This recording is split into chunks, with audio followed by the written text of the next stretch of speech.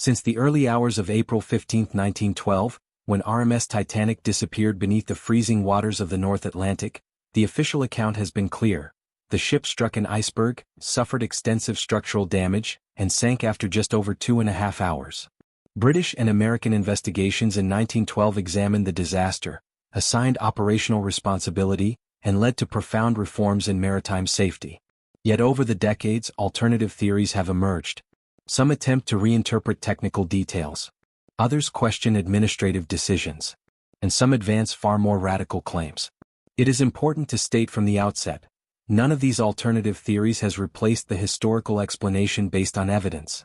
The collision with an iceberg, supported by survivor testimony, weather records, structural analysis, and confirmation of the wreck in 1985, remains the factual cause of the disaster. Still, the theories arose, and understanding why they arose is part of the story. One of the most well-known is the so-called switch theory, which claims that Titanic was secretly swapped with her sister ship, RMS Olympic, as part of an insurance fraud. According to this hypothesis, Olympic, which had been damaged in a 1911 collision with HMS Hawke, was disguised as Titanic and deliberately sunk. This theory gained popularity in the late 20th century, especially after publications in the 1990s. However, historical and technical records consistently contradict it. First, Titanic and Olympic had identifiable structural and interior differences. The number and arrangement of portholes, certain promenade deck features, internal layouts, and decorative details varied between the ships. Photographs from Titanic's maiden voyage show features that did not match Olympic at the time. Additionally, the ships had different yard numbers. Titanic was hull number 401 at Harland and Wolff. Olympic was 400. Structural components recovered from the wreck confirmed that the sunken vessel was indeed Titanic. There is also a fundamental financial issue. The insured value of Titanic did not fully cover her construction cost. A deliberate sinking would not have generated profit for the White Star Line. On the contrary, it would have resulted in severe financial and reputational damage, which is precisely what happened after the disaster. Despite this, the theory persists, largely because Titanic occupies a unique cultural space. She is not merely a shipwreck, she is a global symbol of tragedy, luxury, technological ambition, and human error. Where symbolism exists, alternative narratives often follow. Another line of speculation involves financial conspiracies, suggesting that influential individuals aboard were targets of a planned assassination. These claims lack documentary evidence and are unsupported by official investigative records. There are also theories regarding a coal bunker fire as the primary cause of structural weakness. Historically, there was indeed a coal fire in one of the bunkers before departure, a relatively common occurrence on steamships of the era. However, investigations indicate that the fire was controlled and there is no conclusive evidence that it compromised the hull to the extent of causing the disaster independently of the iceberg collision. What matters here is not simply listing theories but understanding why they endure. Titanic represents the collision between technological confidence and human vulnerability. She symbolizes the end of an age of industrial optimism. Tragedies with immense emotional weight often generate alternative explanations, especially when they involve power, wealth, and mass death. But to this day, all material evidence, including direct analysis of the wreck since its discovery in 1985, confirms that Titanic sank due to the damage caused by the iceberg collision. Alternative theories are part of Titanic's cultural history. They are not a substitute for documented facts. The so-called Titanic Olympic switch theory remains the most widely known alternative hypothesis precisely because it offers a dramatic narrative: fraud, corporate conspiracy, and a monumental cover-up. According to this idea, RMS Olympic, damaged after her 1911 collision with HMS Hawke, was allegedly too costly to repair. The supposed solution, advocates claim, was to swap the identities of the two sister ships and deliberately sink Olympic under the name Titanic in order to collect insurance money.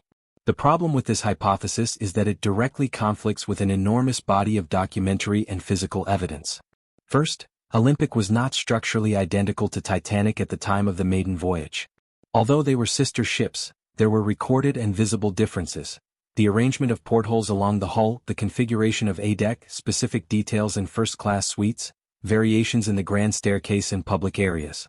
Photographs of Titanic in Southampton and during her maiden voyage show features that match the records of hull number 401, not hull 400, Olympic. Second, such a switch would have required the coordinated participation of hundreds, perhaps thousands, of workers at Harland and Wolff, along with White Star Line officials, engineers, crew members and inspectors. There are no contemporary documents supporting an operation of this magnitude. No accounting records, no internal memoranda, no technical documentation suggest any identity exchange between the ships. Third, the wreck discovered in 1985 on the ocean floor confirms construction details specific to Titanic. Components bearing yard numbers corresponding to 401 have been identified. Structural elements analyzed match Titanic specifications, not the later modifications made to Olympic after 1912. Another argument frequently raised in support of the switch theory is the coal bunker fire before departure. Historical records do confirm that there was a fire in one of the coal bunkers, something relatively common aboard steamships of the era. Coal could spontaneously combust under certain conditions. Testimony during the official inquiries indicated that the fire was gradually brought under control during the voyage, and there is no conclusive technical evidence that it structurally weakened the hull to the point of making it incapable of withstanding the iceberg impact. Some modern researchers have suggested that heat might have compromised steel plates in the area later struck. However, metallurgical analyses of wreck fragments show damage patterns consistent with impact rupture and progressive hydrostatic pressure, not with pre-existing structural failure caused by a generalized internal fire. Beyond the switch theory, other conspiratorial claims have involved influential financial figures aboard, such as J.P. Morgan, who, although associated with the International Mercantile Marine Company, did not sail on the maiden voyage. Some narratives argue that the disaster was orchestrated to eliminate opponents of the creation of the U.S. Federal Reserve. This theory lacks credible historical documentation and ignores the immense logistical complexity of staging a deliberate sinking with hundreds of surviving witnesses. A recurring pattern throughout the 20th century is clear. The greater the emotional and symbolic impact of a tragedy, the stronger the tendency for alternative explanations to emerge, especially those offering dramatic intent or centralized blame. Titanic was not merely a ship that sank. She represented progress, luxury, social hierarchy, modern engineering, and imperial confidence. When something so symbolically powerful disappears in what appears to be a mundane way, by striking ice, the explanation can seem too simple for some. The impulse arises to search for something bigger, something hidden, something proportionate to the scale of the loss. But historical reality is often less theatrical and more complex. Titanic sank because she was traveling at high speed in an ice field, collided with an iceberg under poor visual conditions, sustained damage that exceeded the capacity of her watertight compartments, and did not carry enough lifeboats for everyone aboard. This explanation is supported by contemporary testimony, official records, structural analysis, and physical evidence from the wreck itself. Alternative theories are part of Titanic's cultural history, not her factual history. They reveal more about how societies process tragedy than about what actually happened that night. Paradoxically, the fact that Titanic was so thoroughly documented, with detailed investigations conducted immediately after the disaster, did not prevent speculation. If anything, the abundance of information created space for selective interpretation, partial readings, and narratives that treat minor gaps as evidence of concealment. The fascination with Titanic is not only about the sinking. It is about what she represents. The fragility of progress, the social inequality reflected in lifeboat distribution, the faith in technology, and the brutal confrontation with nature. It is in that symbolic space that theories find fertile ground. And the more Titanic becomes myth, the more she becomes subject to reinterpretation. If you'd like, we can go even deeper into the technical analysis of the wreck evidence uncovered since 1985 and examine, point by point, how it dismantles the main alternative theories. When the wreck of RMS Titanic was finally located in 1985 by an expedition led by Robert Ballard, a new phase began in the discussion of the disaster. For the first time, theories could be confronted with direct physical evidence. The hull lay nearly 4,000 meters beneath the surface, broken into two major sections, with a vast debris field scattered between the bow and stern. What the floor of the Atlantic revealed was profoundly consistent with the accounts from 1912.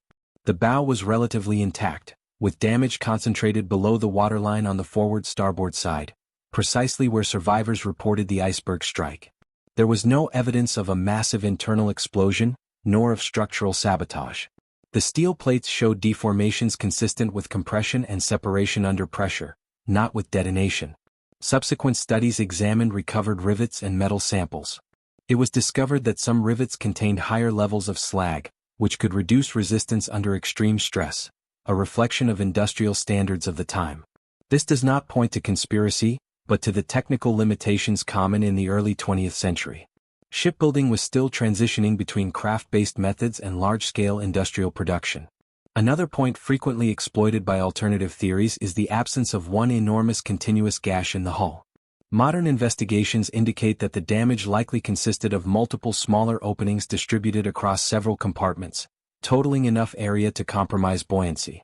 This aligns with Thomas Andrews' assessment and with the flooding progression described during the official inquiries. The debris field also tells a clear story. The scattered objects indicate that the ship broke apart under structural stress as she sank, something survivors reported but was initially questioned. The discovery of the separation between bow and stern confirmed that the hull did not descend intact, as many had believed for decades. These physical findings severely weaken theories of sabotage, deliberate explosion, or ship substitution. There are no signs of damage consistent with a pre-existing internal detonation. There is no structural evidence suggesting a hull swap. What exists is coherence between historical testimony, technical analysis, and archaeological evidence. Yet theories continue to emerge. Part of this is due to the nature of Titanic as a cultural phenomenon. She embodies irresistible dramatic elements: extreme luxury, rigid class divisions, cutting-edge technology, a maiden voyage, tragic destiny, and mass death. It is almost literary in structure. Real people, real consequences, global impact. In such contexts, simple explanations can feel insufficient. A collision with an iceberg may seem too mundane for an event of such symbolic magnitude. And so arises the impulse to seek hidden causes: financial interests, sabotage, identity swaps, political assassination. But historical investigation relies on evidence, not dramatic proportion. Titanic did not sink because of an unknowable mystery. She sank because she struck ice at high speed. She sank because her watertight compartments were insufficient for that pattern of distributed damage. She sank because there were not enough lifeboats for all aboard. She sank because maritime culture at the time accepted certain risks as normal. The discovery of the wreck did not create substantial new doubts. It reinforced earlier conclusions. And perhaps the most interesting aspect of all is this: Titanic does not need alternative theories to be extraordinary. The historical reality is already complex, human, and filled with profound lessons about technology, confidence, class, communication, and responsibility. Alternative theories reveal more about our collective discomfort with tragedy than about the event itself. They demonstrate how we search for narratives that centralize blame or transform accident into deliberate design. It is often easier to accept conspiracy than to acknowledge that entire systems can fail through ordinary decisions made within accepted norms. Titanic has become a cultural mirror. Each generation projects onto her its own fears and suspicions. Powerful corporations, financial elites, fallible engineering, social inequality. But on the floor of the Atlantic, the steel remains silent. And that silence does not sustain conspiracy, it sustains impact, progressive structural failure, and unforgiving gravity. The factual history of Titanic remains one of the most thoroughly documented of the modern era. And the more technical evidence emerges, the clearer it becomes. The theories endure as part of the myth. The facts endure as part of history. And between myth and history, Titanic continues to sail, not across the ocean but through the collective memory of humanity.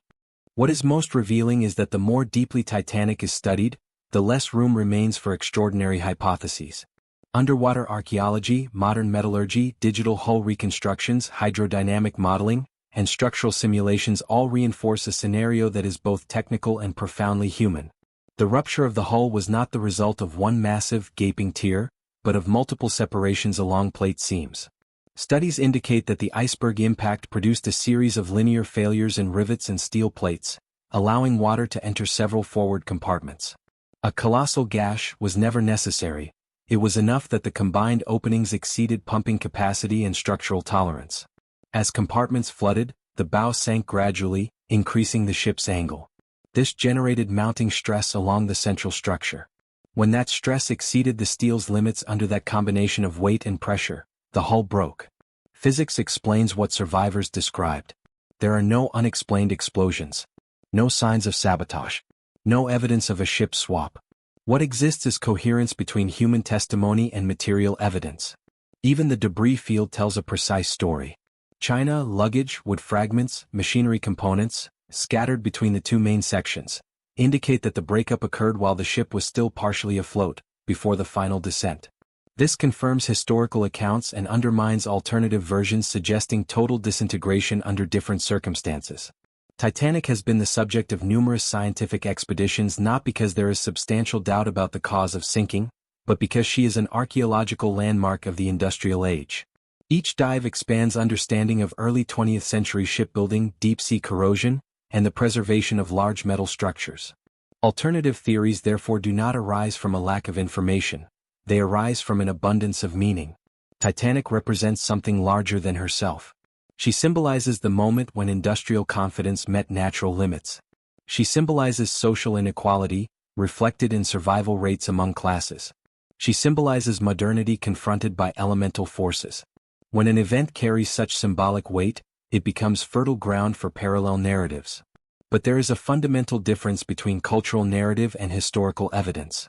Cultural narratives evolve, adapt, and absorb contemporary fears. Historical evidence remains fixed, verifiable, testable. Titanic sank because she collided with an iceberg. That conclusion was established in 1912, reaffirmed in 1985, and confirmed repeatedly in the decades since. What changed was not the cause. What changed was how the world interprets the event. In a century marked by world wars, financial crises, and institutional distrust, conspiracy theories became part of the cultural landscape. Titanic, as a global and meticulously documented event, became a natural target for such interpretations. But when examining twisted steel on the ocean floor, analyzing rivets, plates, and deformation patterns, the explanation remains technical, objective, and consistent. Perhaps the true fascination with alternative theories lies not in uncovering hidden truth, but in the human need to assign meaning proportional to emotional impact. The idea that a monumental ship was defeated by a block of ice can seem too simple. Yet history shows that simplicity does not mean insignificance. Titanic does not need conspiracy to be tragic. She does not need a ship swap to be symbolic. She does not need sabotage to warrant study. She is, in herself, one of the most powerful events in maritime history.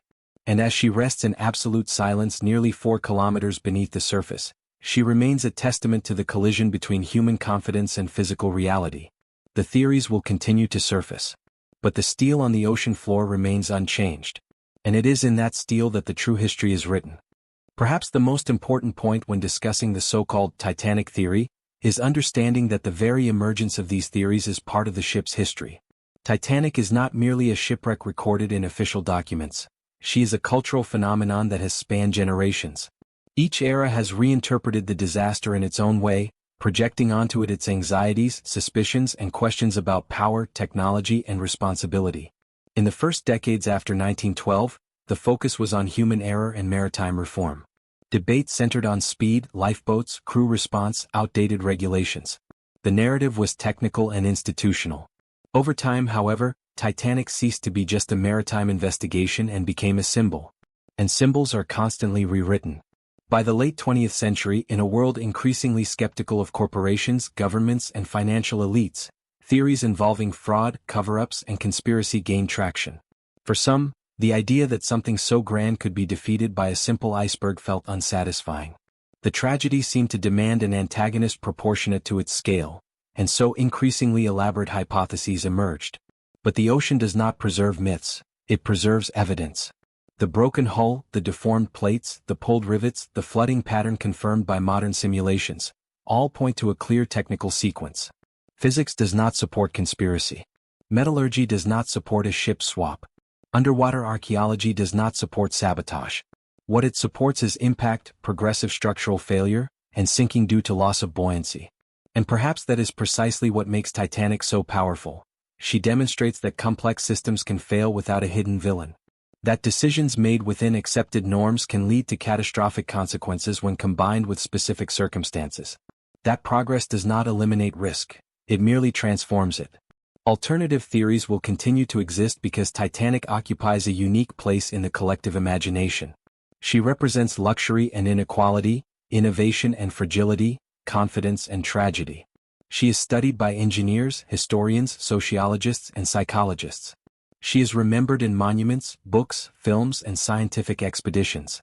But when myth is stripped away and only what can be proven remains, the conclusion is unchanged since 1912.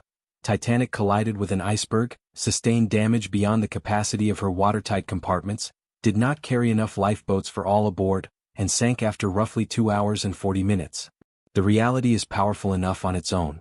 On the floor of the North Atlantic, nearly 4,000 meters below the surface, Titanic remains silent. Her steel is slowly being consumed by bacteria and corrosion. Time continues its inevitable work. And meanwhile, on the surface, humanity continues to debate, reinterpret, and question. Perhaps because Titanic is not only about the past. She is a mirror. A reminder that overconfidence can blind. That regulations must evolve. That systems must be built with real margins, not merely apparent ones. And that the search for grand explanations is not always necessary when the truth, however simple it may seem, is already profound enough. The Titanic theory is part of collective memory. But factual history remains anchored in evidence. And between myth and reality, what continues to endure is not conspiracy, it is the historical record.